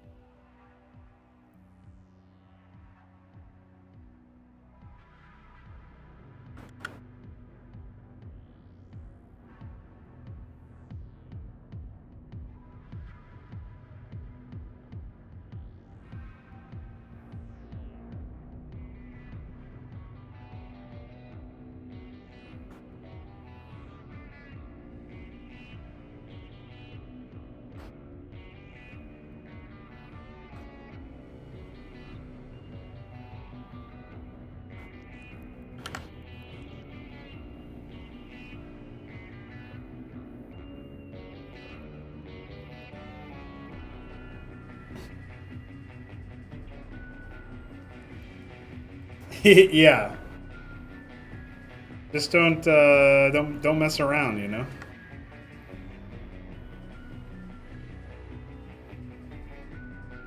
Oh shit, I thought I was actually done. Apparently not. That's alright. I can always finish that later. Get myself started a little bit, encourage myself to do it more of it later.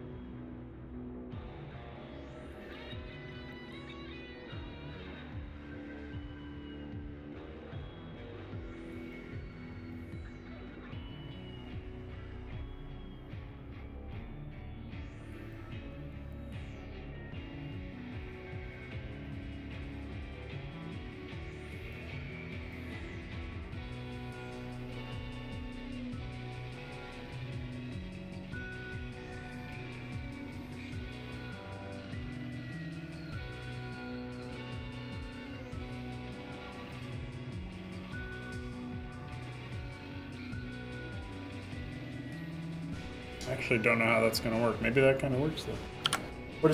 What Kerrigan does in Brood War don't matter for Cosmo. Yeah, you're right.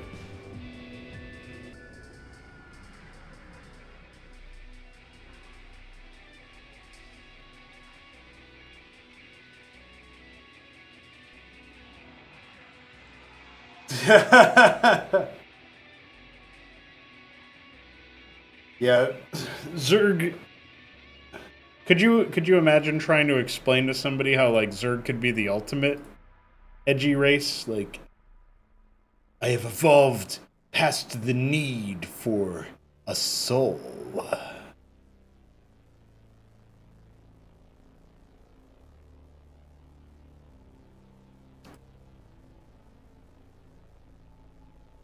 I'm going to leave my soul behind and evolve. All right, buddy.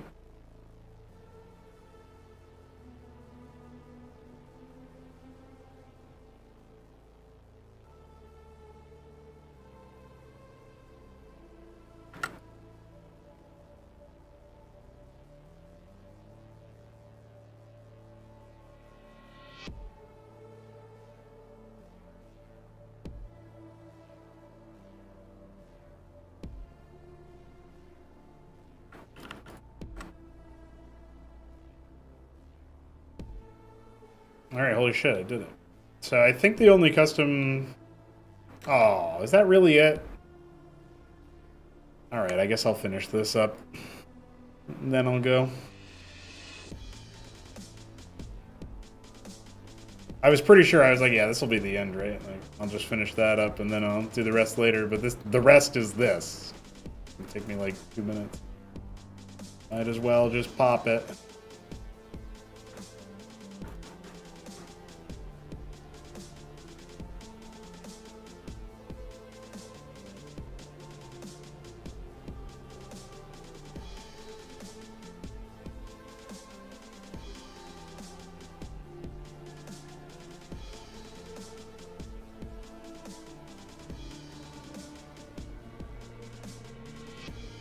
Oh. He also apparently did not have those tiles placed. Alright, hey, that's pretty good progress, I would say. So we've gotten, I think, all of the graphics that all of the expansions that we're going to place on this map. We haven't placed everything that we are immediately thinking about here, but for sure, like this. And this.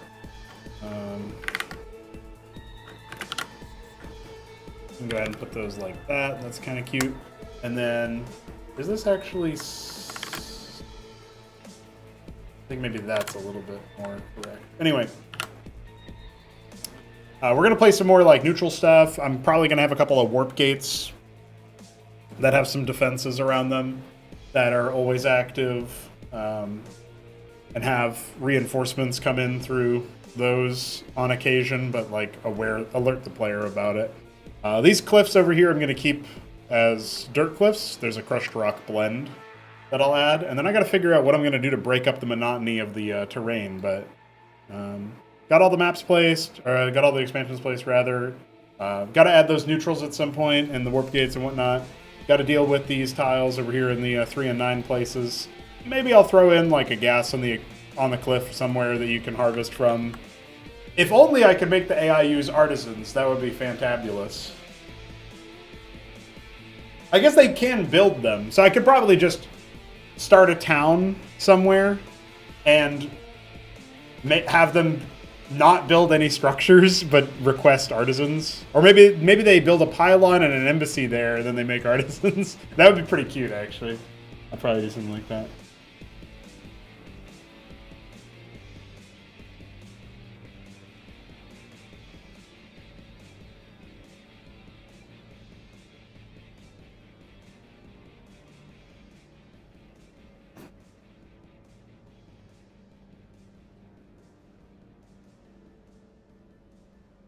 All right, time for me to go make dinner, and I'll see you guys.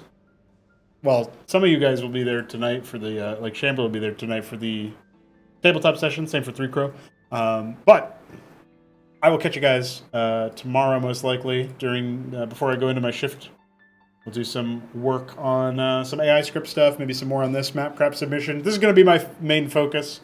Of course, I'm sure a lot of people are going to be excited about playing Sovereign Saga TO3. I look forward to showing that out as well. GG.